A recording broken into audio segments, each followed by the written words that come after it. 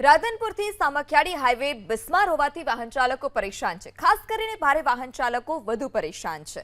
ભારે વાહનના માલિકો અને ટ્રાન્સપોર્ટરોનું કહેવું છે કે ટોલ નાકા પર 5000 રૂપિયા સુધીનો ટોલ વસૂલાય છે, પરંતુ કોઈ સુવિધા આપવામાં નથી આવતી।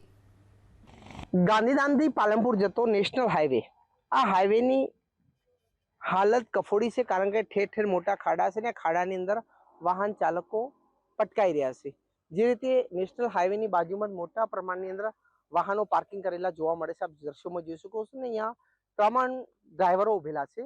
જે રીતે વાહન ચાલકો ક્યાંક ને ક્યાંક પરેશાન છે, કારણ કે તેઓ ટોલ ભરે છે, તેમ છતાં જે રસ્તા છે ક્યાંક ને ક્યાંક તૂટી ગયા છે। નેશનલ હાઈવેની શું પરિસ્થિતિ છે તે ड्राइवरों जानी। वडील कहाँ से कहाँ जा रहे हो आप? पालमपुर से मुंद्रा। क्या हालत है रोड की? बहुत बुरा हाल है, बहुत खड्डा पड़ गया। कितना टोल देते हो? पूरे रोड में कम से कम 1000-1200 का टोल है। फिर भी रास्ता सही नहीं है। रास्ता सही नहीं है। कितनी गाड़ी में कितना नुकसान होता है, क्योंकि गाड़ी बार बार पटकती हो, क्या नुकसान होता है? नुकसान बहुत है गाड़ी में, हर जगह इतना खड्डे में गाड़ी पड़ेगी तो नुकसान तो करेगी गाड़ी।